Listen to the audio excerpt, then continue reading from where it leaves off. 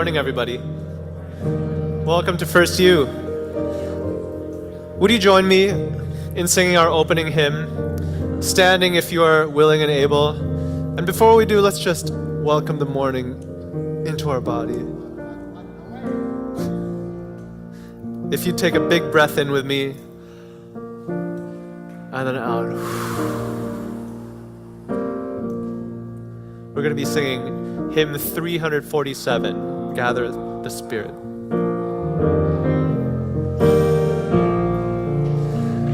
Gather the Spirit, harvest the power, our separate fires will kindle the flame, witness the mystery of this hour, our trials in this light, heroes we sing. Gather in peace, gather in thanks, gather in sympathy unending, gather in hope, compassion and strength, gather to celebrate once again.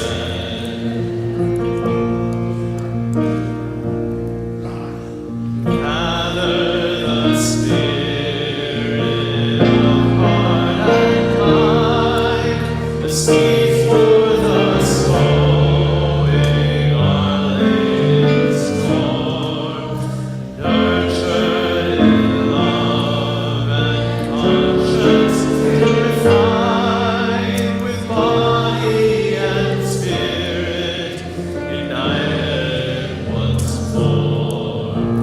Gather in peace, gather in thanks, gather in sympathy now and then, gather in hope, compassion and strength, gather to celebrate once again.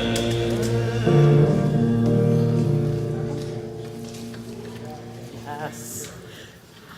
Good morning, everyone. Welcome to First Universalist Church. My name is Jen Crow. I use she and her pronouns, and it is an absolute joy to get to serve as the senior minister here. It's also a joy to get to lead worship today with Amy K. Bryant and Jay Albright and Paolo DeBuque. We're grateful to John and Olu, who are making all of our tech work so that we can be connected. We're grateful for the folks who are joining us online this morning, and also grateful to all the artists, to all the ushers and greeters and tenders of this space and this community.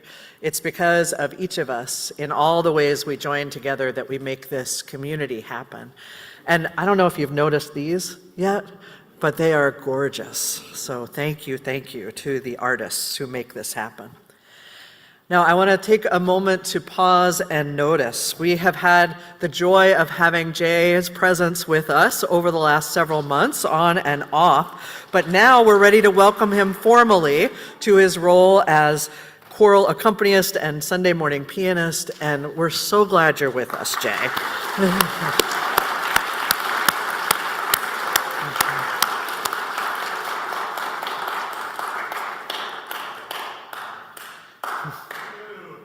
Hello. They warned me I would have to speak, and I was terrified, and then it went really well in the morning service. So now you're going to have trouble getting me to put this thing down. No, I just want to say that I came here with some trepidation. I play piano, but I had never really done anything like this before, and you guys have been incredibly welcoming. And where I am right now, you guys are what I need. So this is really cool for me. So thank you very much. Thank you, Jay.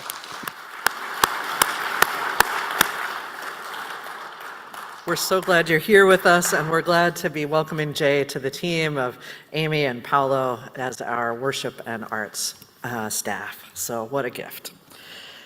Welcome everyone to this community that we create together. If you're new, if you're here for the first time, a special welcome to you. We're especially glad you're with us. I hope you find here connection and warmth and the possibility of community growing for you. And for those of you who have been here 5 times or 500 times or 1,000 or more, we're so glad to see you again. It's good to be all together. Welcome to this place where we lean into the Universalist understanding of faith that names each and every person as whole and holy and worthy, welcome and wanted exactly as each of us are, and all of us with room to grow throughout the entirety of our lives. Welcome to this community of love and hope that is committed to practicing beloved community. Beloved community that grows out of experiences of unconditional, transformational love that cannot help but change us individually and collectively into a community of mutual thriving and growth. This is who we are, and this is what we are about together in this community of faith. Now this month we get to lean into a new worship theme like we have been doing each month. This month of May, the theme contains 3 pieces that somehow go all together: letting go, legacy, and bridging. Now, one thing you might notice about these 3 words or phrases all together is that they are all about receiving, maybe transforming, maybe moving things forward in a different way. I see each of these pieces, legacy, letting go, bridging, as symbols of change, of a welcoming in, but also a welcoming of transformation. This is who we are, like I said, and this is what we are about together. This faith calls us into transformation, not stagnation, transformation. As we begin this morning, I want to invite us into a practice we share pretty much every week. You hear me describe this and others as 3 intentional breaths. This is an opportunity for us to practice and remember that wherever we are, we can return to our breath, to a way of remembering our interconnection and also of settling ourselves when things get difficult, which they often do. So I invite you now to join me in those 3 intentional breaths.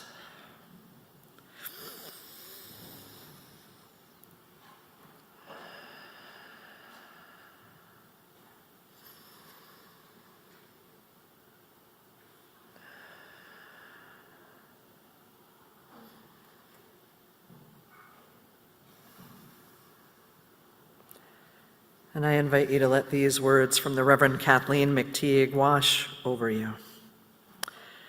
We come together today to remind one another, to rest for a moment on the forming edge of our lives, to resist the headlong tumble into the next moment until we claim for ourselves awareness and gratitude, taking the time to look into one another's faces and see their communion, the reflection of our own eyes. This place of laughter and silence, memory and hope is hallowed by our presence together.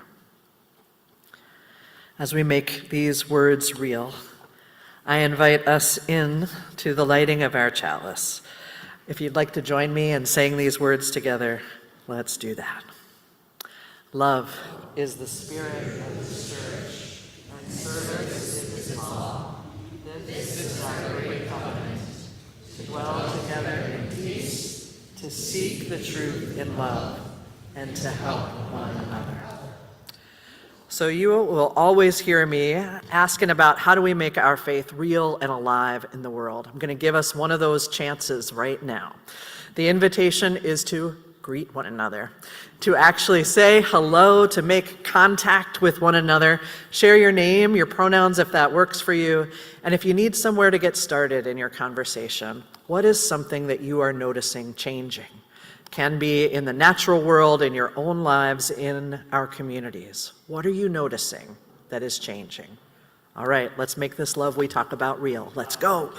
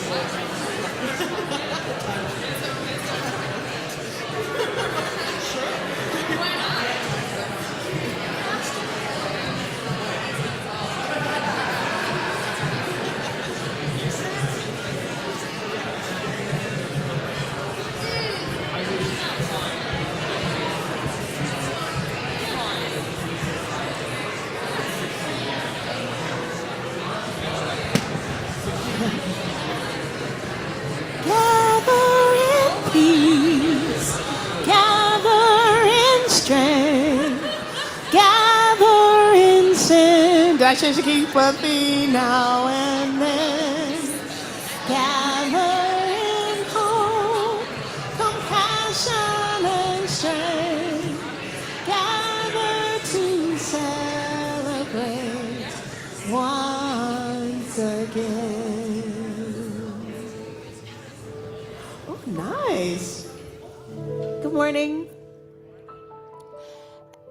Hi, everybody. You know, I reminded myself, Amy, especially the way my name is spelled, means beloved. And so every time you call my name, you're saying, I love you. Thank you, and I need that. Ooh, I need that sometimes. So please, now you got me all weepy. Take a deep breath in. And as you exhale, if you feel comfortable, please close your eyes. If closing your eyes is not your jam, you're welcome to soften your gaze down to the floor. And we are going to see ourselves in our mind's eye, the First Universalist congregation. Just take a look at us, how gorgeous we are, how powerful we are, whether we are sitting here and worship together on Sunday morning or gathering at a picnic in Lake Harriet, or going to the Capitol, or being with our neighbors, supporting our neighbors during the surge. Just like think about who we are and what we look like and what that feels like. We are about to paint an imaginary self-portrait of ourselves. So when you have a good image in your mind, please feel free to open your eyes and grab your tools, whatever those are going to be for you.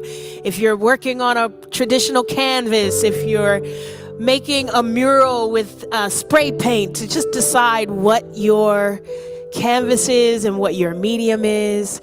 If you need to stand to paint or draw, you're welcome to do that. You're also welcome to take up space in the aisles if your painting is enormous. Or you may remain seated where you are if you like. So let's start by just priming our canvas.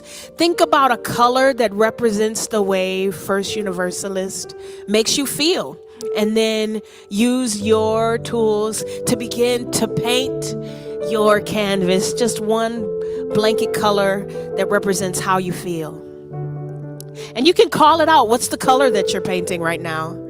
I heard green, yellow, rose, blue, purple, teal, yellow. Everything, every color. Yes. So now that we've got our canvas primed, now it is time to add ourselves to that image. Please add to your image what it is that connects you to First Universalist. And I'm putting a giant musical note in my painting because music is one of the main things that connects me here. And what are some of those connections? Call them out as you draw them or paint them. What's connecting you?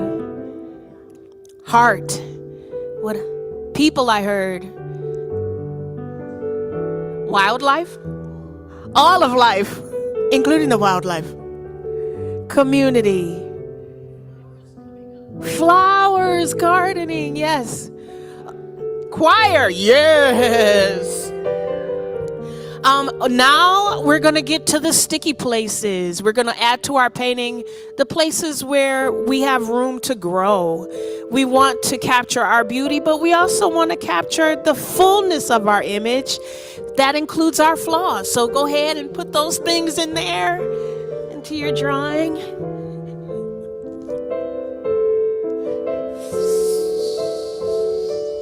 Doesn't have to be literal, it can be abstract.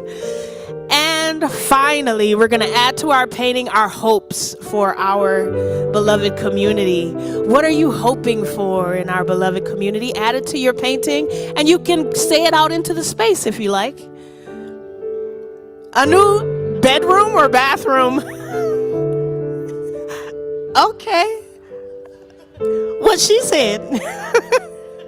What else are we hoping for? More diversity. Intercultural, inspiration, All right. Put up whatever your finishing touches are on your painting. I'm putting a glaze. I don't know if that's a real thing. I'm not much of a visual artist. And then just keep in mind that the paintings, just like us, are alive, and this image of who we are is always changing and growing. May we always bring the best out in ourselves and in each other. May it be so. Thank you all for painting with me.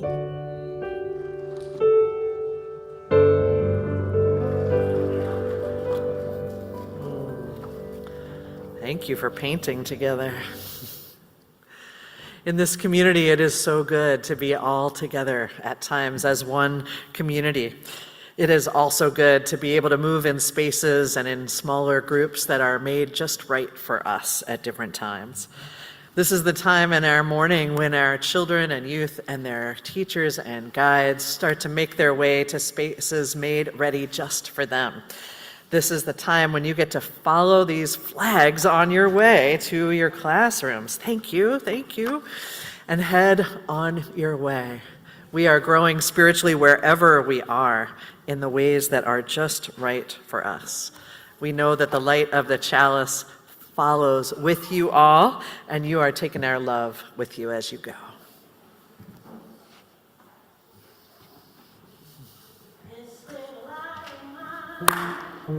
I'm gonna let it shine.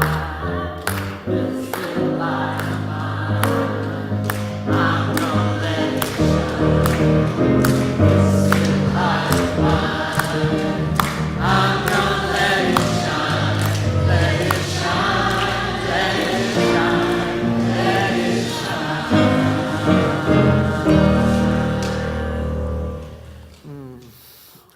May that light move within and among and beyond us as well.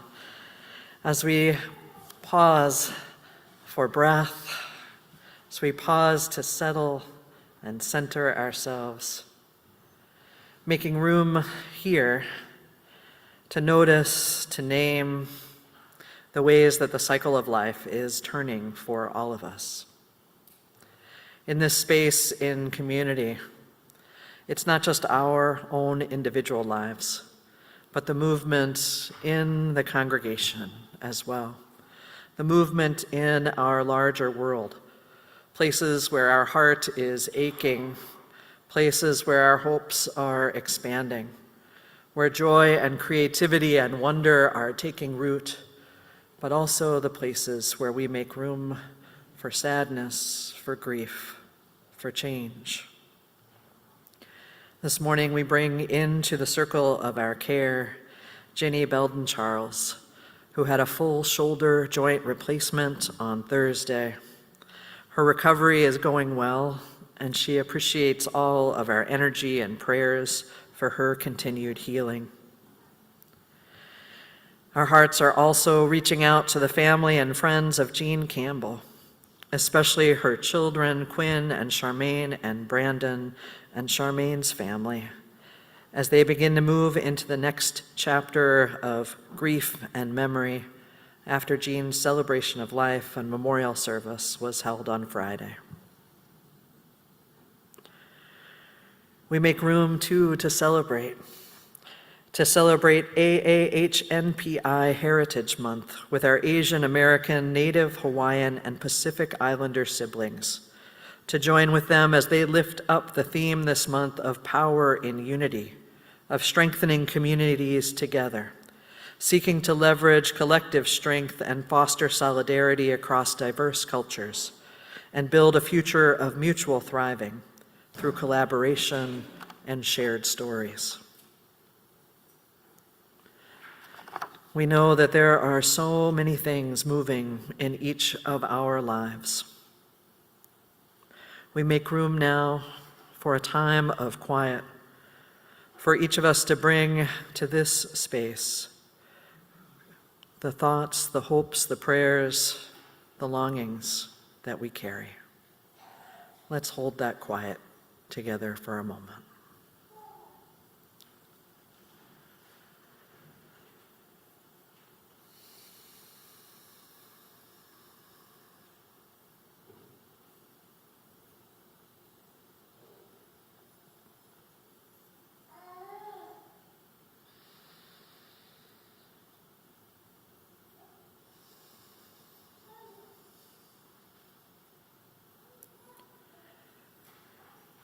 And into this space of meditation and prayer, we bring the translation and adaptation of Psalm number 1.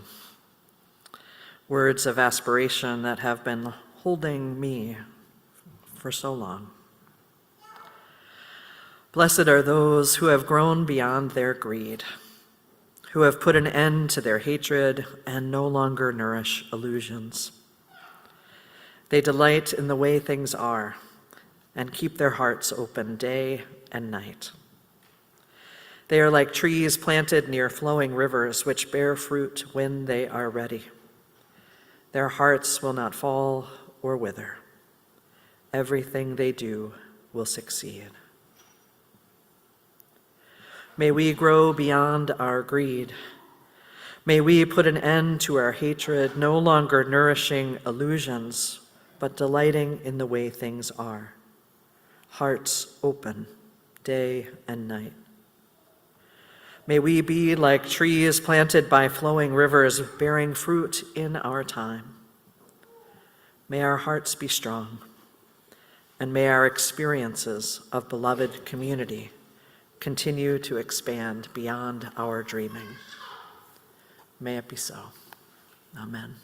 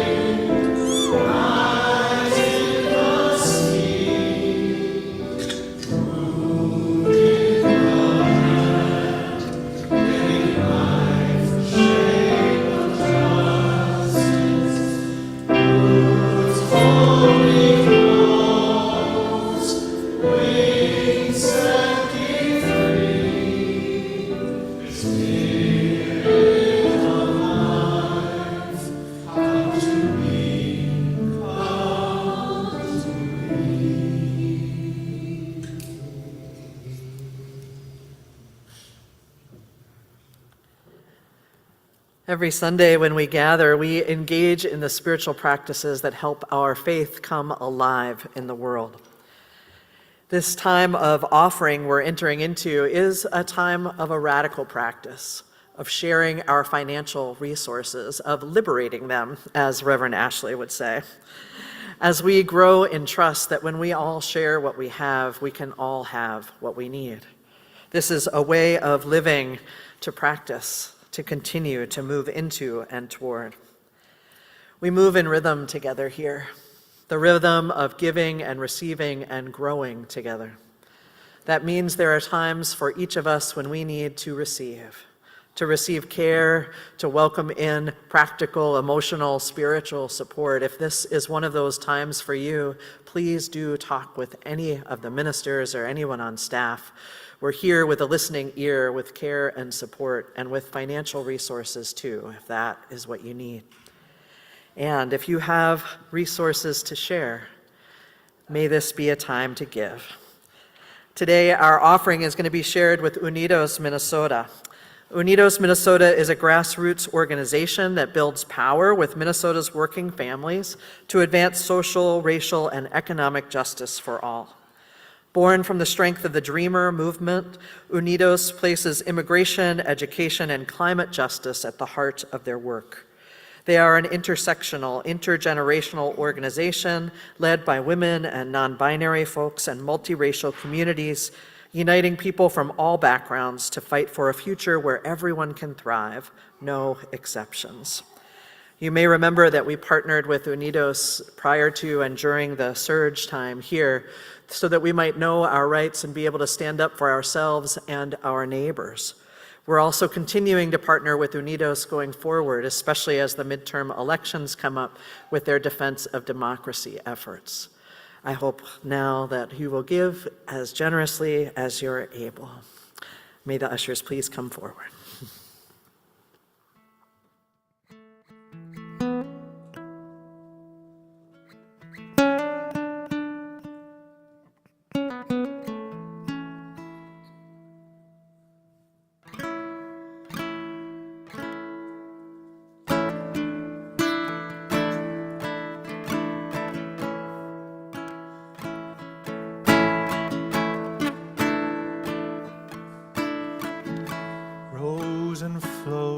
locks of angel hair, and ice cream castles in the air, and feather canyons everywhere. I've looked at clouds that way, but now they only block the sun. They rain and snow on everyone. So many things I could have done, but clouds got in my way. I've looked at clouds from both sides now, from up and down, and still somehow it's clouds' illusions I recall. I really don't know clouds at all.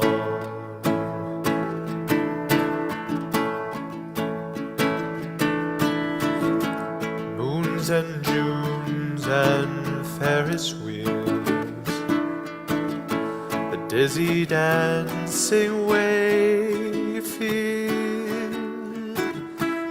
as every fairy tale comes real. I've looked at love that way, but now it's just another show. Leave them laughing when you go, and if you care, don't let them know. Don't give yourself away. I've looked at love from both sides now, from give and take, and still somehow it's love's illusions I recall. I really don't know love at all.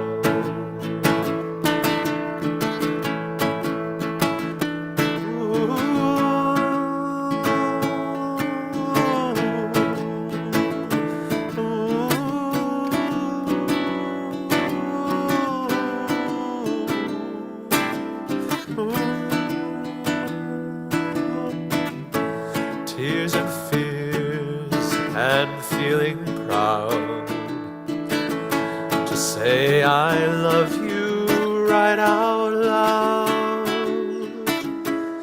Dreams and schemes and circus crowds, I've looked at life that way.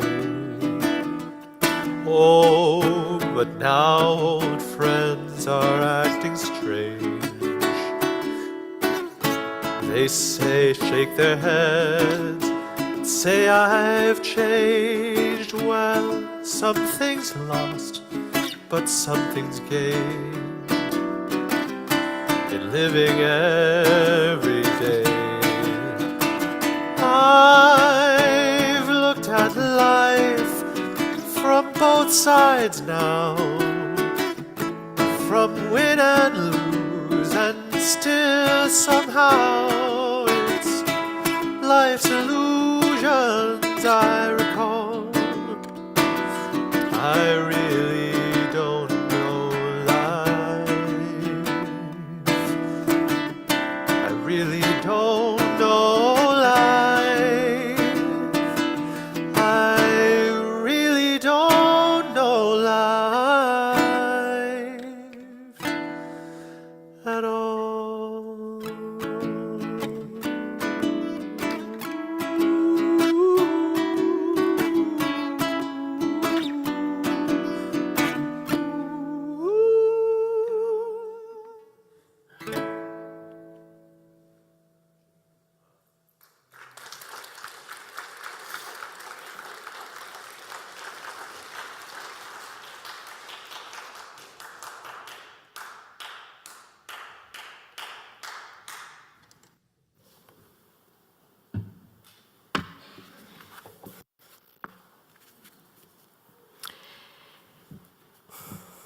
My name is Nan Potter.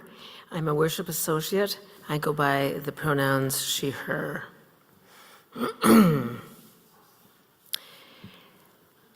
So, I grew up with a traumatic childhood, and I carried it like a gleaming black obsidian shard, as Jane Smiley says in her novel, A Thousand Acres.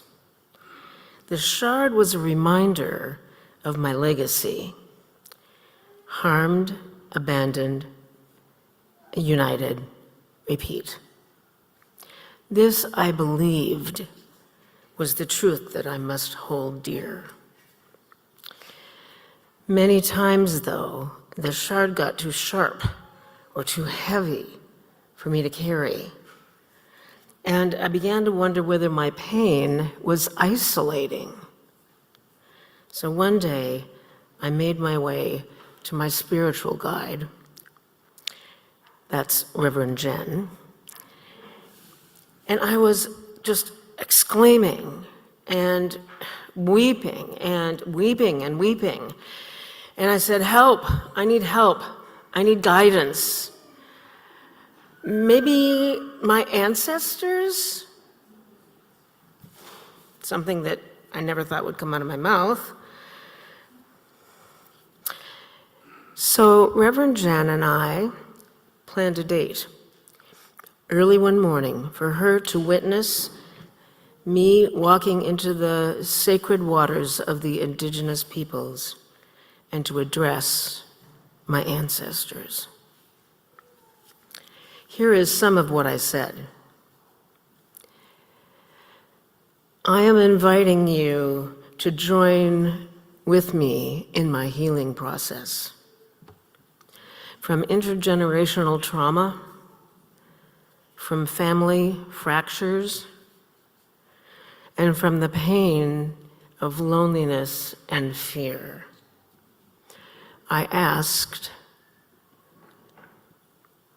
show me, please, your strengths and share them with me along the way, and help me to know what strong genes I might carry and what fortitude I might have.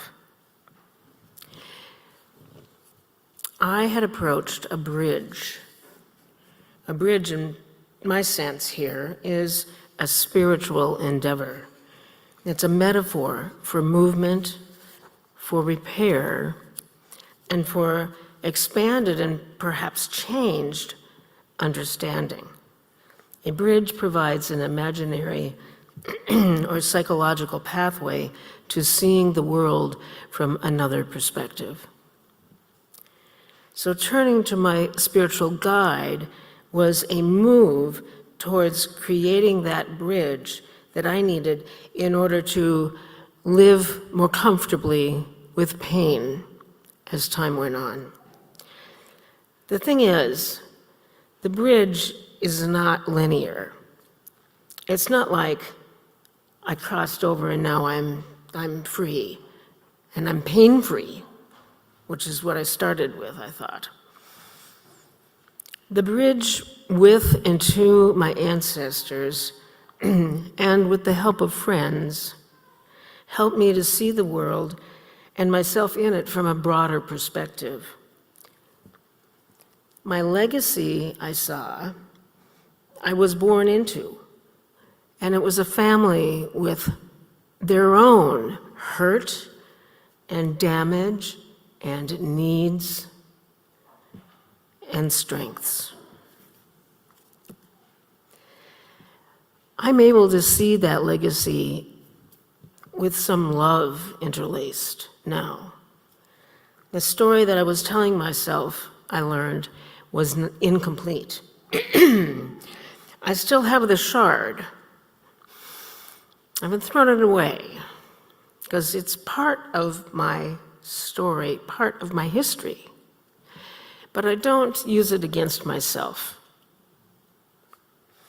Instead, I believe that my ancestors were showing me things that I was missing, not denying, not erasing, but interweaving some forgotten or unnoticed truths. So, some things I've added to my legacy. My mom gave me a love of literature. She guided my reading. When I was picking out from the shelves to read Crime and Punishment another time, she said, Nan, maybe you'd like Mill on the Floss. I don't know if you know Mill on the Floss, but it's a George Eliot novel, which I have since read 3 times. I don't follow the one-time rule. We also played famous first lines. And the one that we both loved that really brought us together in laughter over and over again was, last night I dreamt I went to Manderley again. And that is, I see some recognition with that. That is from the book Rebecca by Daphne du Maurier. My mom also loved cooking and food and taught me to indulge in both quite well. And then my father. And my father taught me how to clap out rhythms when I was very young. I would sit on the footstool and we would clap something together, and then he would stop and see if I could still do it. He also taught me how to locate musical notes, like pitch, in the air with my hand, something that probably you've seen our conductor do with all of us. And he taught me overall that music is a great source of joy. When he was in a good mood, which wasn't always, I would hear him bursting out with hymns as he woke up in the morning and walked around the house, and it was, oh, it's a good day. And it came in the form of hymns, which were the joy. He also taught me how to climb on the roof of the garage. So much more, and I'm sure I'm not done. I'm sure it's going to be continually something to discover and sort through. But stepping out onto a bridge with spiritual intent is an opening. It's not an ending. Thank you.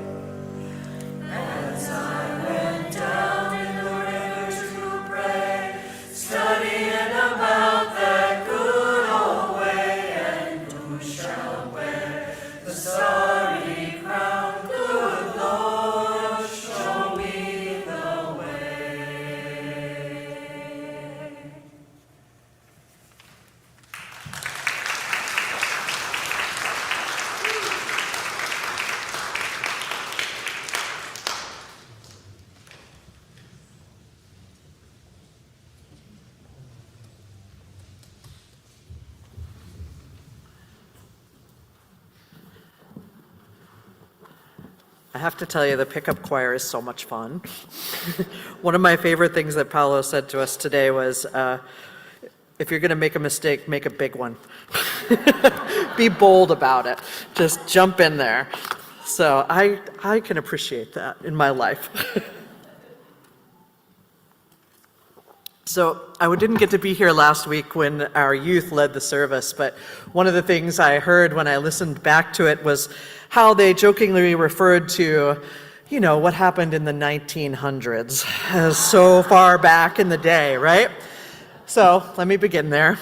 Back in the 1900s, the Reverend Dr. Laurel Hallman and her spiritual mentor, the Reverend Dr. Harry Schofield, were intentional about developing a spiritual practice for Unitarian Universalists. We are a people with varied beliefs and all kinds of religious texts and poetry that we draw on for inspiration, and they wanted to capture a devotional practice that Unitarian Universalists could live into. So they created something called Living by Heart. Living by heart involves immersing oneself in poetry and wisdom literature of your own choosing. It's about committing these pieces of poetry or wisdom literature to memory and then allowing those words to work on you over time, every day, over time. Part of what they found when they did this is that the words take on new meaning. Maybe you say them in a different rhythm and they mean something different. Maybe there are images in there that capture attention or spark your imagination in new ways. But as you live with the words that you've chosen, as you commit them to heart, as you live by heart, those words come alive in your daily life as a touchstone of mindfulness, as a way to align your actions, perhaps. Now, this is a practice I've had the gift of leaning into over the years, and that Reverend Dr. Laurel Hallman has been my spiritual director for the last 14. I'm so grateful. And today we're just going to lean into this practice together. Not necessarily so you can pick up the words that matter to me, but so that you might be inspired to find the ones that matter and work on you. We'll have 3 of them today. We'll begin with a short one. I always like to begin with success when I'm memorizing. The first piece comes from the Irish poet John O'Donoghue, and we'll have it up so we can see it. The poem is titled Fluent. I would like to live like a river flows, carried by the surprise of its own unfolding. I would like to live like a river flows, carried by the surprise of its own unfolding. That spiritual director of mine begins each conversation we have together with the same question. What is moving in your life? What is moving in your life? The question is simple, but on repetition, it becomes spectacular sometimes. This question, what is moving in your life, leads to what she's really interested in. Where is the movement? God, the holy, the sacred, the spirit of life is in the movement, she tells me. Let's go looking for it together. There's an underlying expectation in this question, where is the movement? It's one that's actually central to our faith as Unitarian Universalists. This question, what is moving in your life, comes with the expectation that something is moving, that we are in fact changing, changeable, that we change what is around us, that we are expected to change and grow over the span of our life, that faith and life is not about stagnation, but about transformation. This is, in fact, a cornerstone of our theology. Perhaps you've heard the phrase, revelation is not sealed. This is central to us. It frames up the idea that each and every person can experience what is of most importance and depth to them. Maybe that is God or the holy. Maybe it is the movement of the spirit of life. Maybe it is growing wisdom. But for each of us, revelation is not a one-and-done process. It is an ongoing experience open to each of us in our lifetimes. We are expected to change and grow. This is what drew me into Unitarian Universalism in my early 20s, and it is part of what keeps me here still. The expectation of growth, that we will be changed by what we experience in the world. There's a print that hangs on the wall in my office downstairs that I get to read just about every day, and the phrase on it is a simple one. It says, "I am not the same, having seen the moon shine on the other side of the world." I am not the same, having seen the moon shine on the other side of the world. This print was a gift to me by my wife, Loretta, after I had made a trip to Hungary and Romania to visit the Unitarian congregations there that have been there since the 1500s. She knew I was changed by the trip. And here's the thing, it doesn't take a trip across the world or seeing the moon shine on the other side of the world to be changed. I am changed having ... I wonder what you would fill into that sentence. I am changed having become a parent. I am changed having a young adult out of the house. I am changed having experienced the death of my parents. We are changed having experienced Operation Metro Surge. We are changed by relationships that come and go, that change. Opportunities and times when we have had to say goodbye or hello, or when we've had to take the risk to deepen in when there is conflict with each other. I am changed having ... What might you fill in there for yourselves, for this community, for our congregation, for our country? I am changed. Isn't this what we hope for, even when it is difficult? I am not the same as I was. We are not the same as we were. Thank God for that, our faith would say. Thank life for that. Thank goodness we are not unmoved, unmoving entities, but we are instead changing, changeable beings. Poem number 2. This one, a gift to me from a different spiritual advisor. It's the last stanza of the poem Ash Wednesday by T.S. Eliot. I cannot recommend trying to memorize this entire poem. It's pages and pages long. So I've gone with the last stanza. Blessed Sister, Holy Mother, Spirit of the fountain, Spirit of the garden, suffer us not to mock ourselves with falsehood. Teach us to care and not to care. Teach us to sit still, even among these rocks, our peace in thy will. And even among these rocks, Sister, Mother, and Spirit of the river, Spirit of the sea, suffer us not to be separated, and let our cry come to thee. Each time I let this piece of a poem wash over me, there are different phrases that call out for my attention. For years, it was, teach us to sit still. Other years it was teach us to care and not to care. Lately, it's a pair of phrases that are living with me. Suffer us not to mock ourselves with falsehood, and suffer us not to be separated. These practices, these phrases, I think, are calling out to me in particular lately because we have named our intentions as a church community of being a place of practice, of practicing beloved community. And we have set for ourselves some guidelines, some goals for what we are working on. We are working on spiritual resilience for the long haul. We are working on cultivating humility in ourselves and in our congregation. We are working on creating and living into experiences of beloved community, not just talking about it, but experiencing it. With these three guideposts for us, I find myself wanting to lean more and more into the practices that cultivate humility in myself and among us. Practices, because this is a long haul effort. This is not a one and done kind of thing.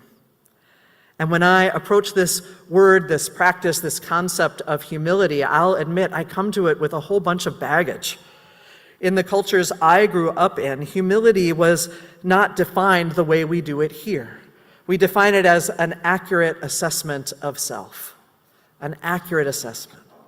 Not one that's based in humiliation or smallness, but rather in an honest, changing assessment of ourselves as we change. Growing up as someone in a female body, humility was often taught to me as be small. Get rid of the sharp edges, maybe the parts that stick out and make other people uncomfortable. Maybe make yourself smaller because it is safer that way. The kind of humility I am talking about today is about the practice of honest and open-hearted and fearless taking stock. Who am I right now? What are the patterns that are on repeat in my life that are serving my vision of who I want to become? And which ones keep getting in my way? Where do I need to accept that the story is different now, with different perspectives added in, maybe a new understanding of the past, a new hope for the future? Where are we right now? Where can we grow? What do we need to let go of? What can we pass on to the future? This taking stock process, it can be challenging, but it's also such a source of liberation and hope and possibility. It is so forward-looking in actual practice. Suffer us not to mock ourselves with falsehood. Suffer us not to be separated. Poem number 3. This one comes to us from Lucille Clifton, titled Blessing the Boats. May the tide that is entering even now the lip of our understanding carry you out beyond the face of fear. May you kiss the wind, then turn from it, certain that it will love your back. May you open your eyes to water, water waving forever, and may you, in your innocence, sail through this to that. May the tide that is entering even now the lip of our understanding. May the tide that is entering even now the lip of our understanding carry you out beyond the face of fear. May you kiss the wind, then turn from it, certain that it will love your back. May you open your eyes to water, water waving forever, and may you, in your innocence, sail through this to that. Earlier this week, I was in that same spot that Nan mentioned earlier. The place down by the rivers, the confluence of the Mississippi and the Minnesota, the beginning of the world at Bdote. I was on my usual walk on the pathway and I lost sight of the river for the first time this season. The leaves had popped out seemingly overnight on the barren trees from the week before. It was the big rain from the night before, I think. There was a new blanket of ground cover obscuring my view. I couldn't see the river anymore. I had to step out onto one of the footbridges that is there over the river. And standing there, I took some time to pause, like our opening words from today, to resist that headlong tumble into the next moment and claim for myself awareness and gratitude, and maybe a blessing. I looked out over the river, the part that was flowing toward me, the part that was flowing away from me. It was ever changing, even in the moments. The river, the path, the woods, the birds, the coyotes, the banks were all different from the day and the moment before, and it was stunning. I saw there communion, there in the face of the natural world. I wonder, as we move into this month of exploration, of letting go and legacy and bridging, where is your bridging place? Where might you go literally or metaphorically for that place, that position over the river, where you can see what has flowed in and what might flow out, where you might be an agent of change, greeting the water, waving, waving forever, trusting that the wind is at your back, trusting that you might move through this to that. May we be a community that expects change. Change in ourselves, change in each other, change in the ways our community takes shape. May we lean into the practices that help us to move with more ease within these ways of being. I wonder if we too might move, might open ourselves the way that the river flows, allowing ourselves to be surprised and carried by its unfolding. May it be so. Amen. A particular hymn now, and I want to tell you a little bit about it just so that you carry this piece of history with you in it. We're going to sing number 145 as Tranquil Streams That Meet and Merge. This was a song that was first in, I think it was our 1933 hymnal, Hymns of the Spirit, which was a collaboration long before the Unitarians and the Universalists ever formally got together and became the Unitarian Universalist Association. But back in 1933, they were already collaborating on their music, and they created this hymn together. And then when the organizations formally came together in the 1960s, this was the hymn they sang at their General Assembly to recognize our formal coming together. So I invite us in to this piece of history and also to the ways we might continue to move with it going forward. Let's go.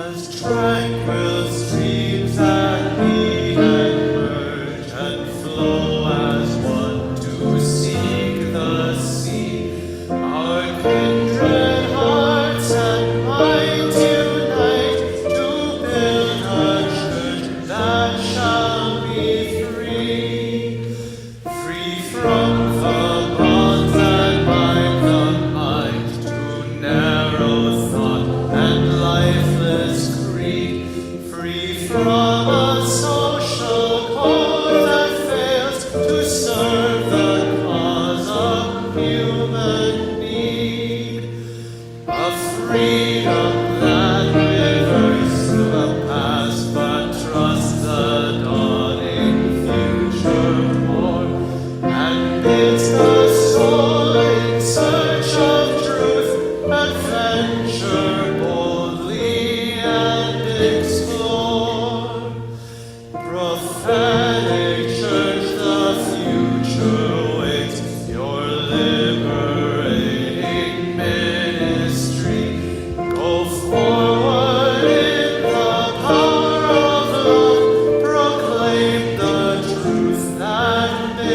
makes us free.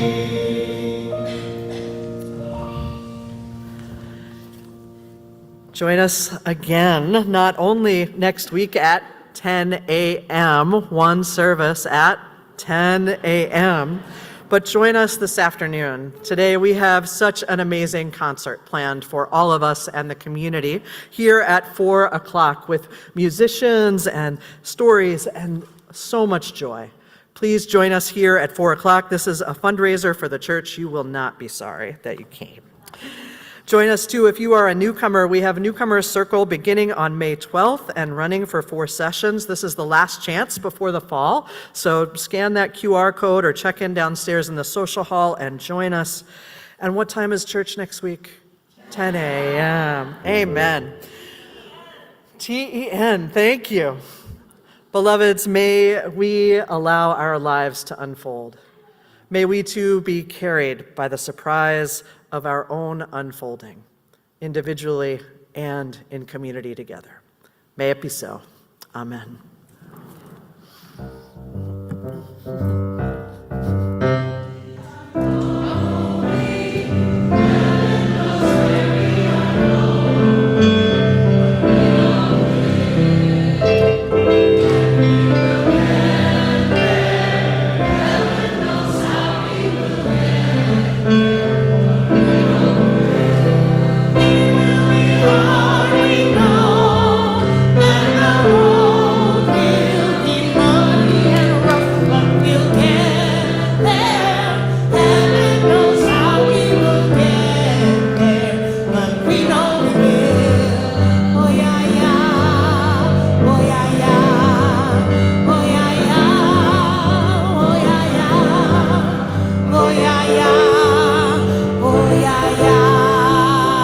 Go now in peace.